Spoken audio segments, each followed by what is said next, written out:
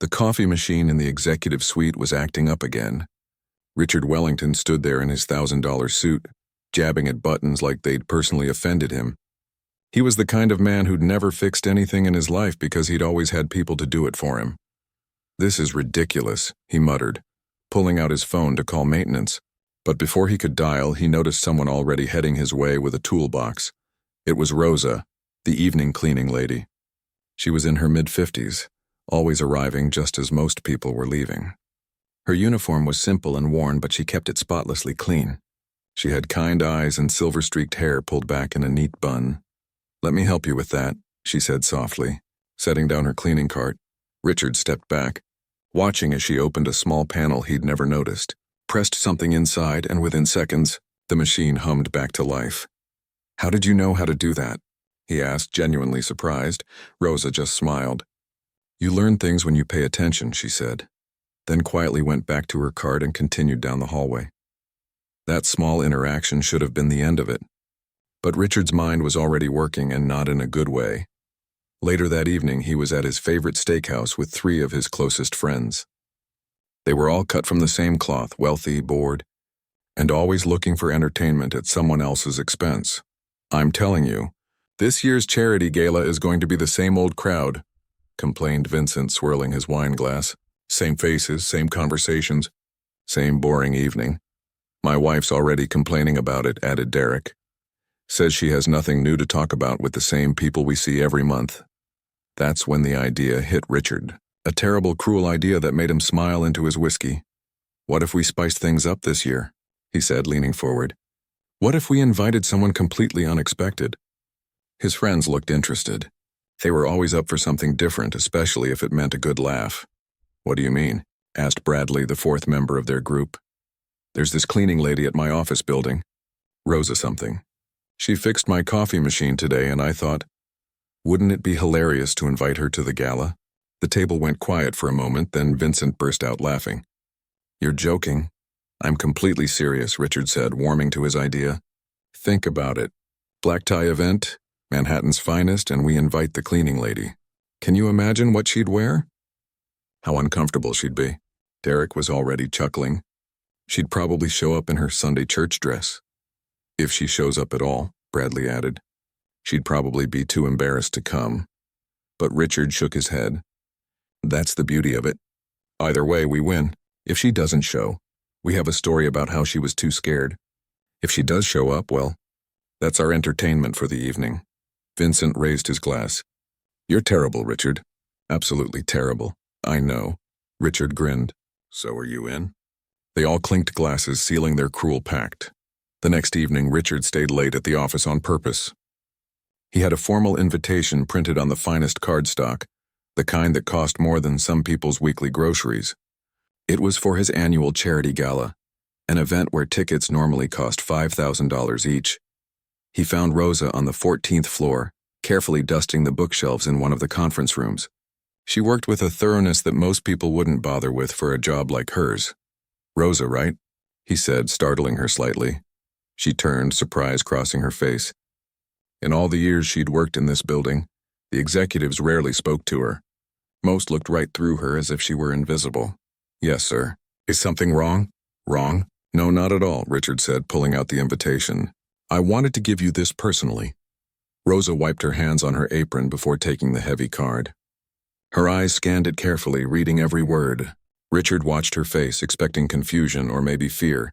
Instead, something flickered in her eyes. Something he couldn't quite read. "This is for your charity gala," she said slowly. "Next Saturday." "That's right. It's black tie, very formal. We're raising money for arts education. I thought you might enjoy attending." There was a long pause. Rosa looked at the invitation, then at Richard, then back at the invitation. She was quiet for so long that Richard started to feel uncomfortable. Maybe she was going to call him out on his cruel joke right here and now. But then she did something unexpected. She smiled. Not a big smile, but a small, knowing one that seemed to carry years of wisdom behind it. "Thank you," she said simply. "I would be honored to attend." Richard blinked. That wasn't the reaction he expected. You'll come?" "Yes, unless you're withdrawing the invitation." No, of course not." I'll have your name added to the guest list." He fumbled for a moment, not sure what else to say. "Well, good, great. I'll see you there then." Rosa nodded politely and tucked the invitation into her uniform pocket. Then she went right back to dusting the shelves as if nothing had happened. Richard left feeling oddly unsettled. Something about her calm acceptance threw him off. He expected her to be flustered or overwhelmed. Instead, she'd been completely composed. He shook it off. She probably had no idea what she was getting into. The gala was at his penthouse apartment, one of the most expensive addresses in Manhattan. The dress code alone would probably scare her off once she thought about it. That night, he texted his friends. She said yes. The responses came flooding in. Vincent, no way. Derek, this is going to be amazing. Bradley, my wife is going to die laughing. Over the next 2 weeks, Richard and his friends had endless fun with their secret. They'd make jokes at lunch about what Rosa might wear. They speculated whether she'd know which fork to use. They planned how they'd subtly guide her to the center of attention so everyone could witness their joke. Richard's assistant, Patricia, overheard one of these conversations. She was a sharp woman in her 30s who'd worked her way up from nothing. "Mr. Wellington, can I speak to you privately?" she asked one afternoon in his office. She closed the door. "I heard about what you're planning with Rosa. It's just a bit of fun, Patricia." "Is it?" She looked at him with disappointment. "Do you even know anything about her?" "She's a cleaning lady." "What else is there to know?" Patricia shook her head. "She's a human being. A person with feelings, with a whole life you know nothing about. This isn't fun, it's cruel." "Oh, come on. Don't be so sensitive." "I'm serious, Mr. Wellington. This could really hurt someone. And honestly, it reflects badly on you." But Richard waved her concerns away. "She'll be fine. She probably won't even show up." Patricia left his office without another word, but her expression stayed with him longer than he cared to admit. Still, he pushed those uncomfortable feelings aside. His friends were counting on him for entertainment. The invitations had all gone out. The caterers were booked. Everything was set. On Friday evening, the night before the gala, Richard was at his penthouse making final arrangements. His phone buzzed with a message from Vincent. "Last chance to back out of this," it read, followed by laughing emojis. Richard typed back, "Not a chance. Tomorrow night is going to be unforgettable." He had no idea just how right he was going to be, but not for any of the reasons he imagined. Saturday evening arrived with perfect weather. The kind of night that made New York City look like it belonged in a movie. Richard's penthouse was transformed into something magical, with flowers flown in from Amsterdam and champagne that cost more per bottle than most people earned in a week. By 7 o'clock, guests were already arriving. Women in designer gowns that had been custom-made months in advance. Men in tuxedos from Italian tailors. Jewelry that required insurance policies.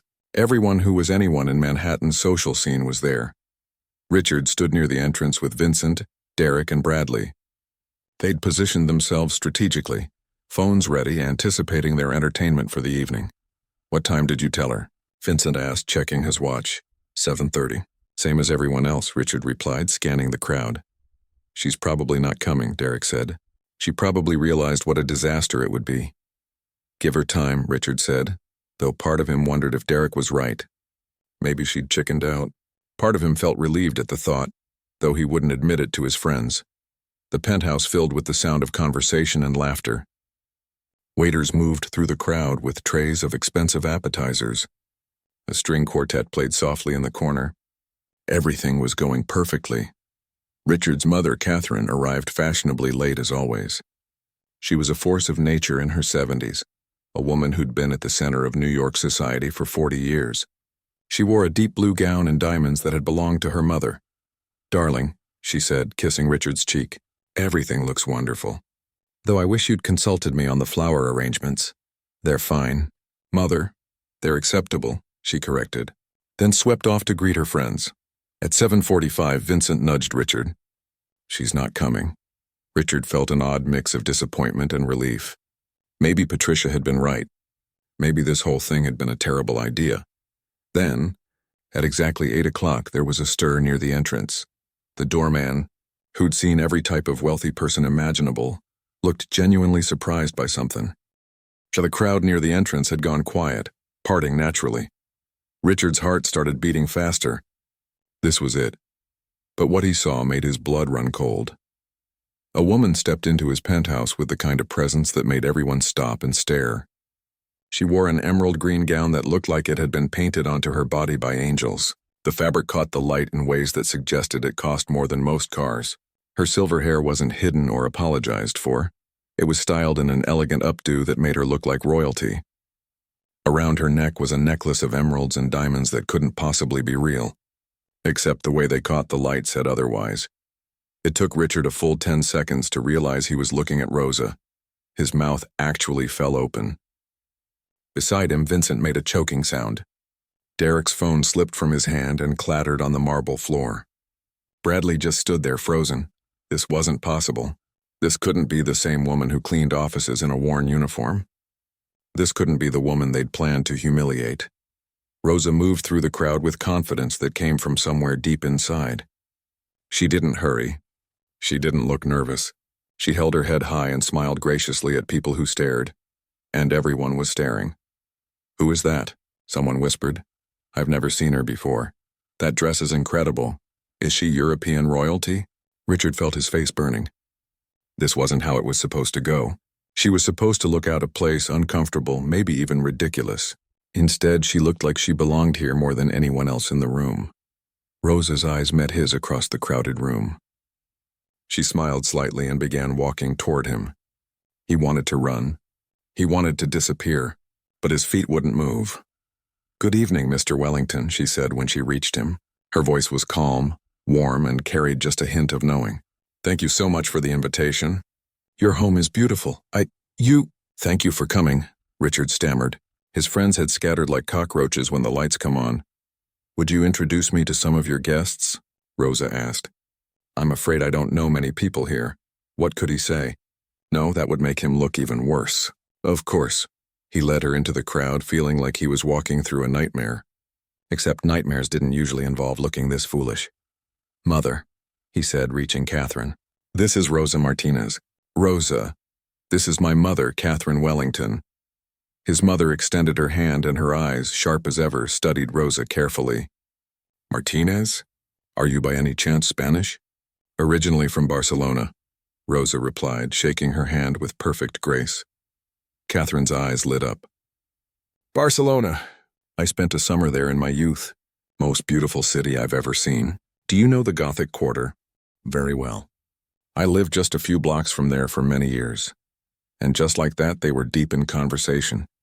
His mother, who barely tolerated most people at these events, was actually smiling and engaged. They talked about architecture, about the narrow streets of the old city, about the artists and musicians that filled Las Ramblas. Richard stood there awkwardly, completely forgotten. When he tried to excuse himself, his mother actually waved him away like he was interrupting something important. He retreated to find his friends. They were huddled near the bar, looking like their dog had just died. "What the hell just happened?" Vincent hissed. "I don't know," Richard admitted. "I don't understand any of this." "That dress probably costs $50,000, Bradley said. "Minimum. Maybe more. And that jewelry," Derek added. "If it's real." "It can't be real," Richard insisted. "She's a cleaning lady." But even as he said it, doubt crept in. Everything about Rosa tonight screamed authenticity. The way she moved, the way she spoke, the way she carried herself. This wasn't someone pretending to fit in. This was someone who genuinely belonged. Across the room, Rosa had attracted a small crowd. People were drawn to her like moths to a flame. She spoke with animation about art, about music, about travel. Every word she said was interesting. Every gesture was refined. A prominent art dealer named Jennifer approached her with interest. "Your accent is fascinating. Where did you say you were from?" "Barcelona originally, though I've been in America for many years now." "What brought you to New York?" Rosa's smile dimmed slightly. "Life changes. Sometimes we start over in unexpected places." Jennifer nodded thoughtfully. "I know that feeling. Starting over is never easy." "No," Rosa agreed. "But it teaches us who we really are." Richard watched this exchange from across the room. There was something in Rosa's voice when she said that. Something that suggested depths he'd never imagined. The evening continued, and if anything, Rosa's effect on the party grew stronger. She never dominated conversations, but when she spoke, people listened. She asked thoughtful questions. She made genuine connections. She laughed easily and made others laugh too. At dinner, she was seated at a table with some of the most influential people in the room. Not by Richard's design. His mother had rearranged the seating cards when he wasn't looking. Rosa fit in perfectly, discussing everything from classical music to modern architecture to the state of education in America. Richard found himself at his own party feeling like an outsider. His friends avoided him, each dealing with their own discomfort. The joke had exploded spectacularly in their faces. Worse, people kept asking him about Rosa. Where did you meet her? How do you know her? She's absolutely fascinating. What could he say? That she cleaned his office building? That he'd invited her as a cruel joke? The truth would make him look like a monster. So he gave vague answers and changed the subject, feeling smaller with each passing hour. Around 10 o'clock, Catherine found her son standing alone on the balcony, nursing a whiskey and looking miserable. What's wrong with you? She asked. Your party is a success. Everyone's having a wonderful time. Are they? Of course. Rosa Martinez is an absolute gem. Where on earth did you find her? Richard couldn't meet his mother's eyes. Around, Catherine studied him carefully. She knew her son better than anyone. Richard, what did you do? What do you mean? Don't play stupid with me. I can see it written all over your face. You're feeling guilty about something. He stayed silent, but his mother was relentless. You invited her here expecting something, didn't you? Expecting her to be out of place. To embarrass herself. Richard felt his face go hot. How did you? Because I know you, Catherine said, her voice cold with disappointment. And I've watched you and your awful friends whispering and smirking all evening. I just couldn't figure out who the target was until I saw your face when Rosa arrived. Mother, don't. She held up her hand. I'm ashamed of you. That woman has more grace and dignity in her little finger than you've shown in your entire life. Whatever you were planning, it backfired spectacularly. She started to walk away, then turned back. And one more thing. I invited her to lunch next week. Just the two of us. I genuinely like her, which is more than I can say about most of your crowd. Richard stood alone on the balcony, the sounds of laughter and conversation drifting out from inside. His mother's words echoed in his head. The whiskey tasted bitter in his mouth. Inside, Rosa was saying her goodbyes. She thanked everyone graciously, collected her wrap, a beautiful silk shawl that probably cost more than Richard wanted to think about, and headed toward the door. She paused when she saw Richard on the balcony. For a moment, their eyes met through the glass. He saw something in her expression. Not anger or triumph. Something more like pity mixed with understanding. Then she was gone, leaving behind a party full of people who would talk about her for weeks. And leaving Richard to face what he'd done. Sunday morning hit Richard like a brick wall. He woke up with a headache that had nothing to do with the champagne and everything to do with shame. His phone was already buzzing with messages. His mother. Call me when you're ready to apologize properly. Vincent. Dude, what was that last night? Derek. My wife won't stop talking about Rosa.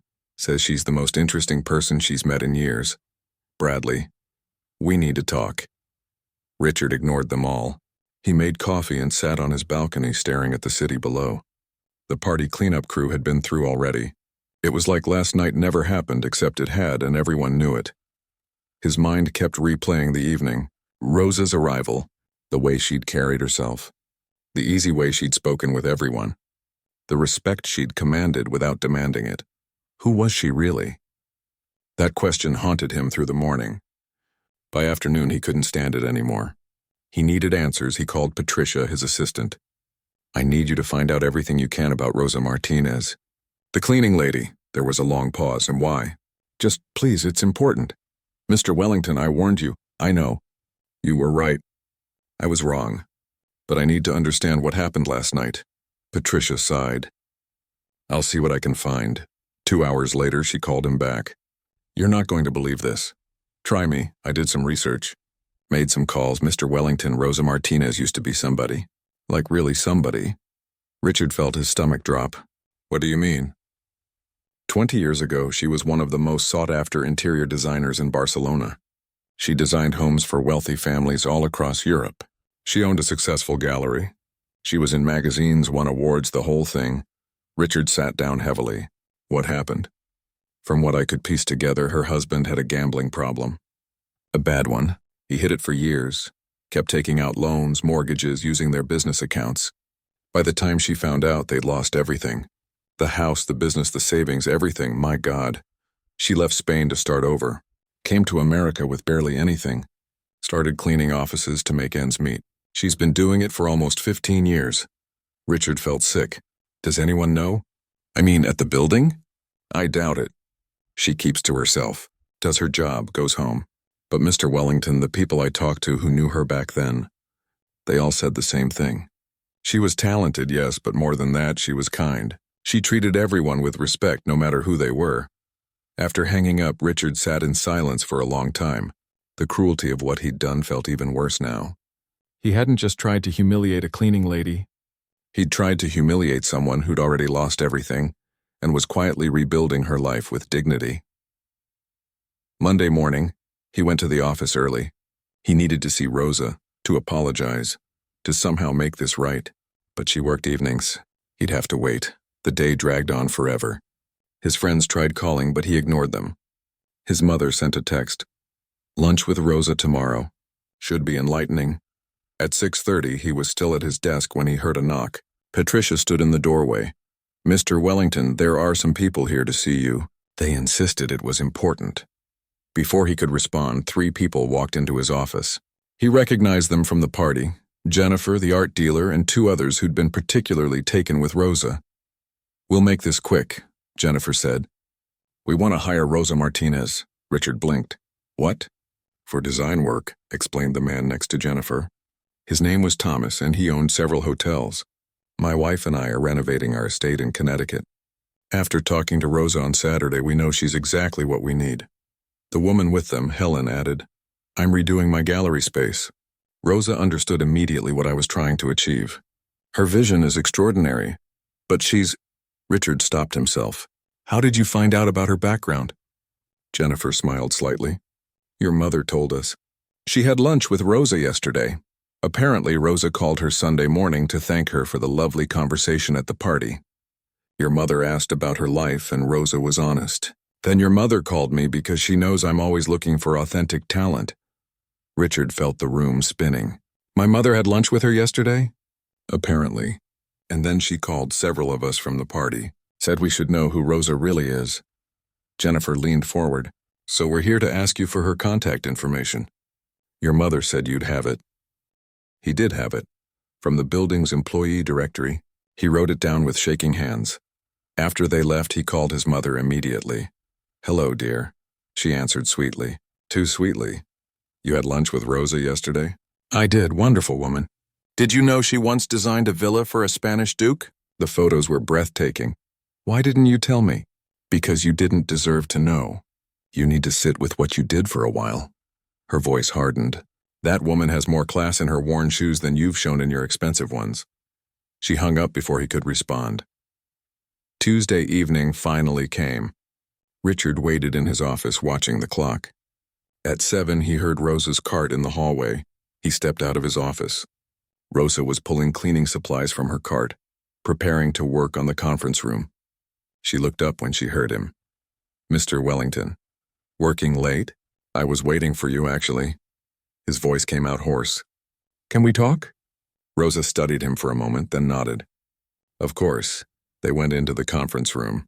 Richard closed the door and stood there awkwardly, not sure where to begin. I know why you invited me to your party, Rosa said quietly, saving him from having to start. Richard's face burned. You knew? I've cleaned offices for 15 years, Mr. Wellington. You'd be surprised what you hear when people think you're invisible. I heard you and your friends laughing about it the next day after you invited me. He wanted to die right there. Rosa, she held up her hand. Let me finish. I knew it was a joke. I knew you expected me to either not show up or to embarrass myself. And I thought about not going. Thought about just ignoring it and moving on. Why didn't you? Because I realized something.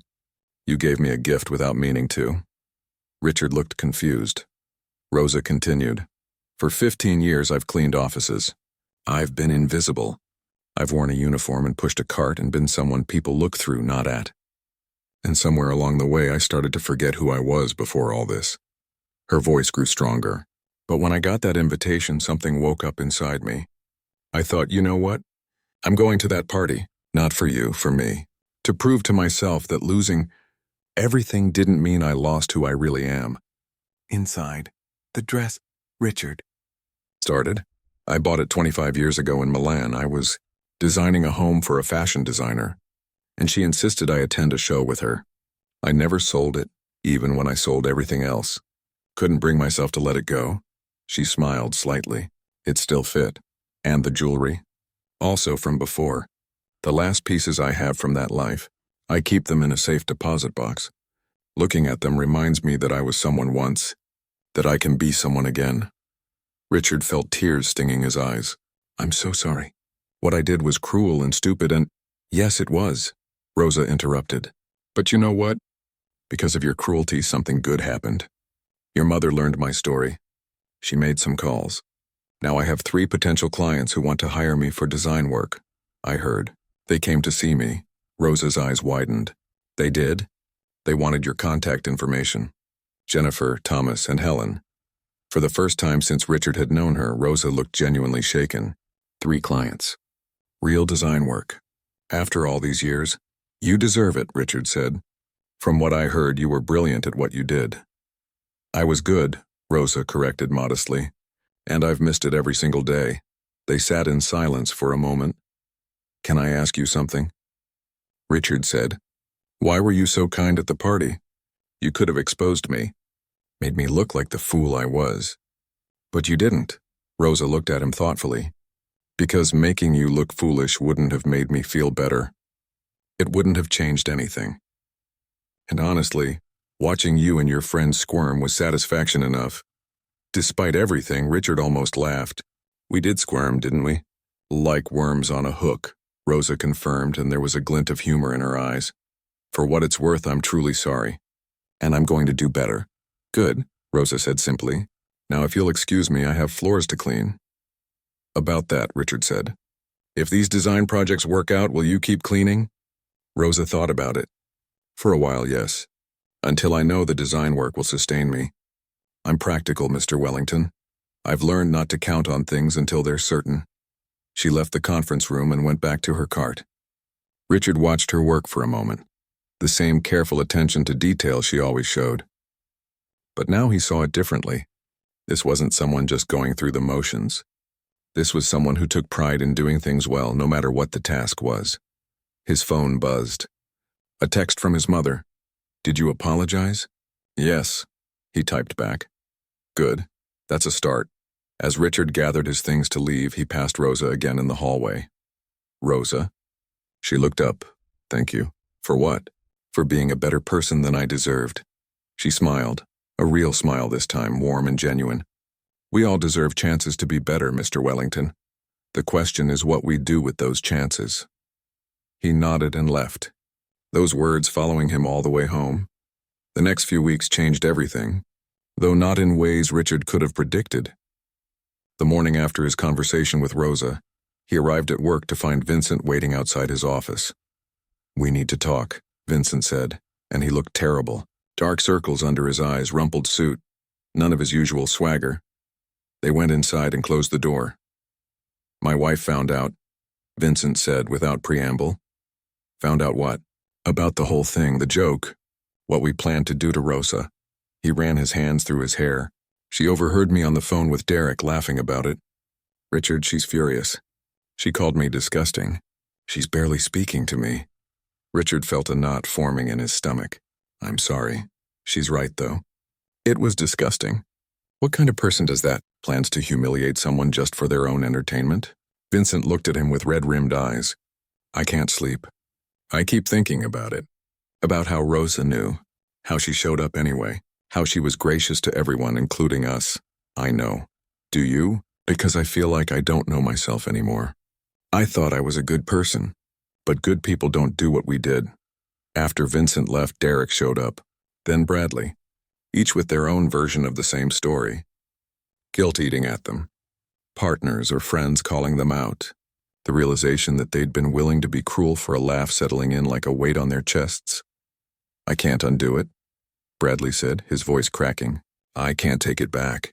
And that's what kills me. She'll always know what we plan to do. Richard had no comfort to offer them because he felt the same way. Meanwhile, Rosa's life was changing rapidly. The 3 clients from the party had turned into 6, then 10. Word spread quickly in New York's wealthy circles.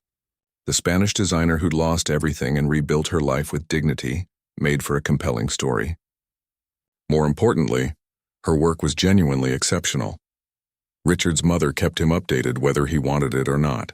She'd become Rosa's unofficial manager and fiercest advocate.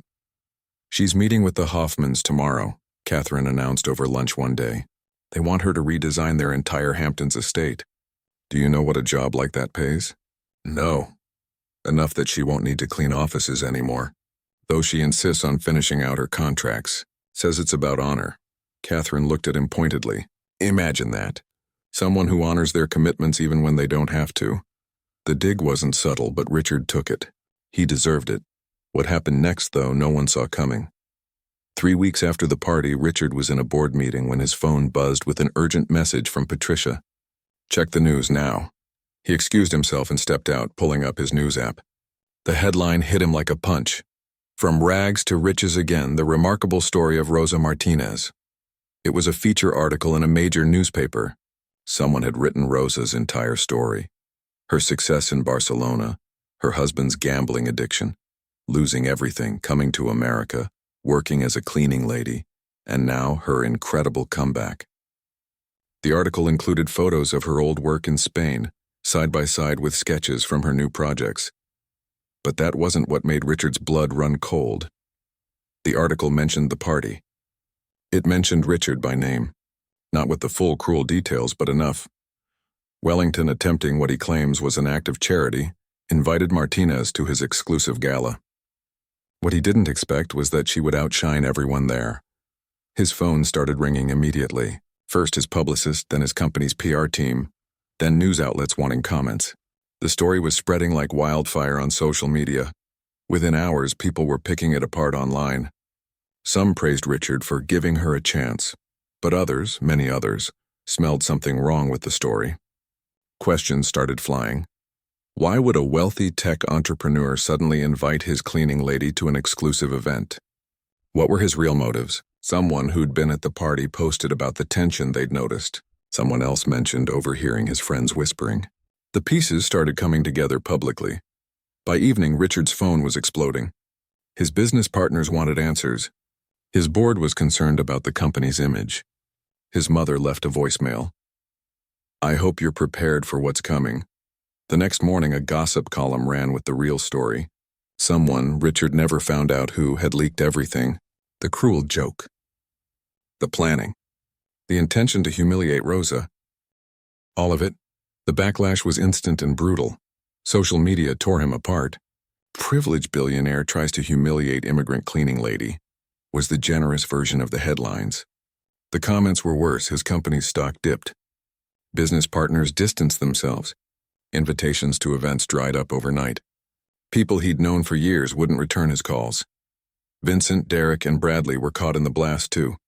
Vincent's wife filed for separation. Derek lost a major client who said they couldn't be associated with that kind of behavior. Bradley's charity board asked him to step down. Richard's mother came to see him at his apartment. He looked awful. He hadn't slept in days, hadn't shaved, could barely eat. I didn't leak it, he said immediately. I know you didn't. Rosa didn't either. She's mortified by all the attention. Catherine sat down across from him. Someone from the party, probably. Someone who overheard you and your friends. My life is falling apart. Good, his mother said bluntly. Richard looked at her, shocked. I mean it. Good. You needed this. You've spent your whole life insulated from consequences. You've been cruel and thoughtless because you never had to face what that meant. Well, now you do. So you're happy about this? Happy? No, I hate seeing you suffer. You're my son, but you needed to understand what your actions cost. She leaned forward. The question is, what are you going to do now? Richard didn't have an answer. That evening, he did something he should have done weeks ago. He went to Rosa's apartment. He'd gotten the address from the building's files. Another violation, but he was past caring. She lived in a modest building in Queens, nothing fancy. He knocked on her door, half expecting her to slam it in his face. Rosa opened the door and she looked tired. The media attention had been overwhelming for her too. "Mr. Wellington." "Please, just Richard." "Can I come in?" She hesitated, then stepped aside. Her apartment was small but immaculate. Every surface clean, everything in its place. The furniture was old but well maintained. On the walls hung a few pieces of art, probably the only things she'd kept from her old life. "I came to apologize," Richard said. "Really apologize. Not the half-hearted attempt I made before. I'm listening. What I did was unforgivable. I tried to humiliate you for entertainment. I treated you like you weren't even human, just a prop for a joke. And the worst part is, I didn't even think about it. I didn't consider your feelings, your dignity, your humanity. You were just invisible to me." Rosa sat down slowly. "Do you know what the hardest part of the last 15 years has been?" "What?" "Not the work. Not the money struggles. Not even losing everything I built." She looked at him steadily. "It was being invisible. Walking into rooms and having people look through me like I'm not there. Being someone who cleans up after others, who they don't have to acknowledge or think about. That's what broke my heart day after day." Richard felt tears running down his face. "I'm so sorry. I know you are. The question is, are you sorry you did it or sorry you got caught?" He thought about that carefully. "Both, if I'm honest. But more the first, because I've learned something these past weeks. Being humiliated in public, having everyone judge me, losing friends and business and respect. That's what I tried to do to you, and feeling it myself has shown me how truly awful it is." Rosa was quiet for a long moment. "I accept your apology, but accepting it doesn't mean I forget. It doesn't make what you did okay. I know. And it doesn't mean we're friends now or that everything is fixed. I understand. But," Rosa continued, "I do believe people can change. I have to believe that or there's no hope for anyone." Richard wiped his eyes. "How do I change?" "How do I become better than this?" "That's not for me to tell you. But I can say this, you start by seeing people, really seeing them. The person who brings you coffee, who parks your car, who cleans your office. See them as human beings with full lives and stories and dignity. I will. I promise. Words are easy, Richard. Actions are what matter." He nodded and stood to leave. At the door, he turned back. "For what it's worth, I'm glad your design business is taking off. You deserve every success. Thank you." As he walked back to his car, Richard felt something shift inside him. The shame was still there. The guilt was still crushing. But underneath it, something else was growing. A determination to actually be better, not just say he would be. His phone buzzed. A text from Vincent. "We need to do something to make this right." Richard stared at the message for a long time. Then he typed back, "You're right. Meet tomorrow. All of us, because words were easy, but now it was time for actions." Richard sat in the small coffee shop with Vincent, Derek, and Bradley. They all looked rough around the edges. The past month had been hard on everyone, but that was the point. Sometimes hard is what you need. "So what's the plan?" Derek asked. "How do we fix this?" "I don't think we can fix it," Richard said honestly. "But we can do better going forward." Vincent leaned forward. "I've been thinking about this nonstop. We can't undo what we did to Rosa, but we can help other people." "People in her situation? What do you mean?" Bradley asked. "People who are invisible. People working jobs that nobody respects. Just trying to survive. What if we actually did something for them instead of just writing checks to charities we never think about?" Richard felt something click in his mind. "You're right. We throw money at problems but never actually see the people." They spent the next 3 hours talking, planning, arguing, and finally agreeing.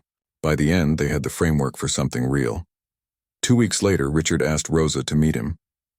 Not at her apartment this time, but at a neutral location. A small restaurant she'd mentioned liking. She came, though she looked cautious. Who could blame her?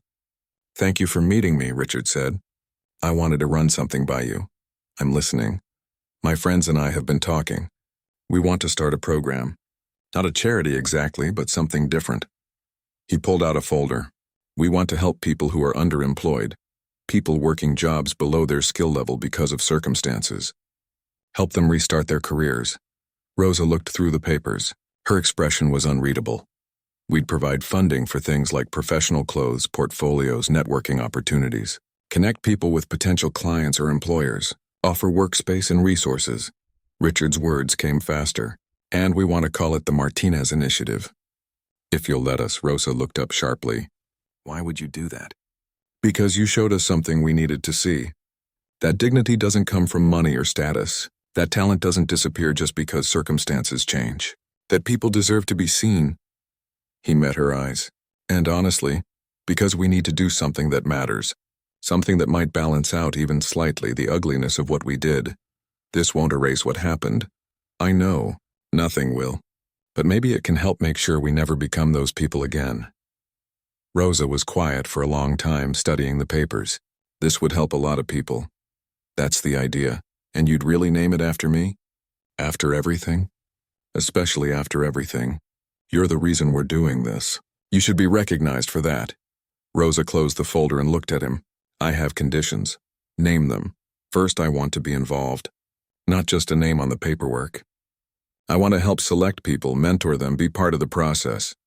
Absolutely. Second, no publicity stunts. This isn't about making you look good. It's about helping people. Agreed. Third, I want the first person you help to be someone I choose. Someone I know who deserves a chance. Richard nodded. Done. Rosa smiled slightly. Then you have my permission. And my help.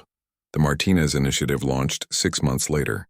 The first person they helped was Luis. A man Rosa knew from her building who'd been an engineer in Mexico but was driving a taxi in New York. Within 3 months, they'd helped him get his credentials recognized, connected him with firms, and he landed a job using his real skills. Then came Ana, who'd been a teacher in Guatemala, and David, who'd been an architect in Syria, and Maria, who'd had a successful catering business in El Salvador. One by one, they helped people restart their lives, and something changed in Richard and his friends. They stopped seeing these people as projects or charity cases. They saw them as human beings with stories, skills, and dreams. Vincent started spending his Saturdays at the initiative's office, helping people with their resumes. Derek used his connections to open doors for talented immigrants. Bradley leveraged his network to find funding and opportunities. Richard's company took a hit from the scandal, but slowly, as people saw what he was doing, opinions began to shift. Not everyone forgave him. Many never would, and he understood that. But some people saw genuine change and gave him credit for it. His relationship with his mother improved dramatically. Catherine threw herself into the initiative, using her social connections to bring in resources and supporters. She and Rosa became genuine friends, having lunch every week. Rosa's design business flourished beyond anything she'd imagined. She had more work than she could handle, had hired 2 assistants, and was turning down projects. The apartment in Queens was replaced by a small house with a studio space.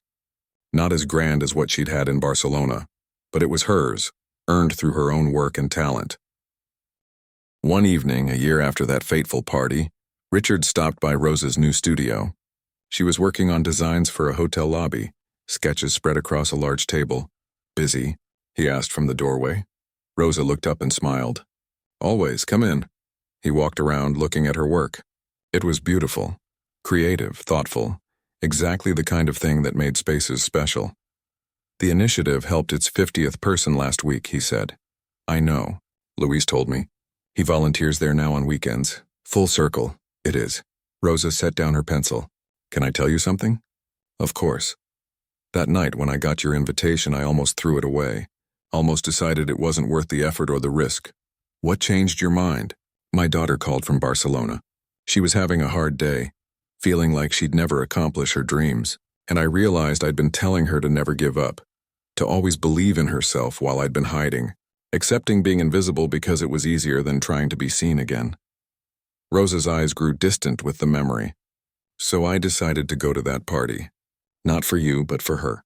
To show her that her mother was still strong, still had fight in her, that losing everything doesn't mean you stop being who you are.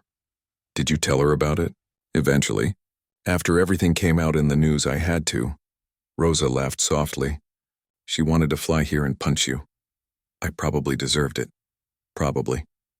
Rosa's expression grew serious. But she also said something wise. She said that sometimes the worst people do become the catalyst for the best changes. That maybe you were supposed to invite me, supposed to try to humiliate me because it led to all of this. I don't know if I believe in that kind of destiny. Neither do I, really. But I know this. Everything that's happened this past year, both the bad and the good, changed us all. Changed me, changed you, changed those people we've helped. Richard nodded slowly. I'm not the same person who sent that invitation. Good. He wasn't a very good person. No, he wasn't. Richard met her eyes. Thank you, Rosa, for everything. For being gracious when I didn't deserve it. For working with the initiative. For giving me a chance to be better. We all deserve chances to be better, Rosa said, echoing her words from months ago. The question is always what we do with them. They stood there in comfortable silence for a moment. Two people whose lives had collided in the worst possible way, and somehow found a path to something meaningful. I should let you get back to work, Richard said finally. Actually, I'm finishing up. Walk out with me? They left the studio together. Outside, the city hummed with evening energy. People rushing home from work, restaurants filling up, life happening all around them. You know what I realized, Rosa said as they reached the street corner where they'd part ways. Being invisible wasn't the worst thing that happened to me. Forgetting that I didn't have to be invisible, that was worse. And now I'm visible again. Not because of wealth or status or fancy parties, because I choose to be. Because I remembered who I am and refused to stay hidden. Richard smiled. You were never really invisible, Rosa. We were just blind. Maybe. But you're seeing clearly now. I'm trying to. That's all any of us can do. Try. She squeezed his arm gently. Good night, Richard. Good night, Rosa. He watched her walk away, this remarkable woman who'd changed his life by simply refusing to be diminished by his cruelty. Then he pulled out his phone and texted his friends. Initiative meeting tomorrow. 3 new candidates to review. Don't be late, Vincent replied immediately. Wouldn't miss it. Derek. I'll be there. Bradley. Count me in. Richard smiled and started walking home. The city was beautiful tonight, and for the first time in as long as he could remember, he actually noticed it. Noticed the people around him. The doorman at his building, who he now knew was putting 2 kids through college. The woman who ran the corner store who'd come from Korea 30 years ago. The taxi driver who'd been a professor in his home country. They were all visible to him now. All real, all important, all worthy of respect. It didn't undo what he'd done. Nothing ever would. But it was a start. And sometimes a start is everything. 6 months later, Rosa hired her 100th employee at her now thriving design firm. She made sure every single one of them was treated with dignity, paid fairly, and given opportunities to grow. Many were people starting over like she had. She understood their journey because she'd walked it herself. The Martinez Initiative expanded to 3 other cities. They'd helped over 200 people restart their careers, with more applications coming in every day. Richard's company rebounded, but he ran it differently now. Better wages for everyone, respect for all employees, a program that helped lower-level employees advance. His board thought he'd gone soft. His accountant worried about profit margins. But retention was up, morale was high, and somehow the company was doing better than ever. And on the first Saturday of every month, Richard, Vincent, Derek, and Bradley volunteered at the initiative. They met with people, listened to stories, made connections, and tried in small ways to see people the way Rosa had taught them to see. It wasn't redemption exactly. You can't redeem cruelty with good deeds, can't erase pain with charity, but it was growth. It was change. It was 4 men who'd been thoughtlessly cruel learning to be thoughtfully kind. And maybe, just maybe, that was enough. Rosa hung a photo in her studio. It was from the night of that party, taken by someone who'd posted it online. In it, she was standing in her emerald gown, head high, eyes clear, surrounded by people, but somehow standing alone. Strong, dignified, unbroken. She looked at it sometimes when she needed a reminder. A reminder that losing everything doesn't mean you've lost yourself. That dignity comes from within, not from circumstances. That you can fall all the way down and still find the strength to rise. The photo's caption, which Rosa had added herself, read simply, "Remember who you are." She did.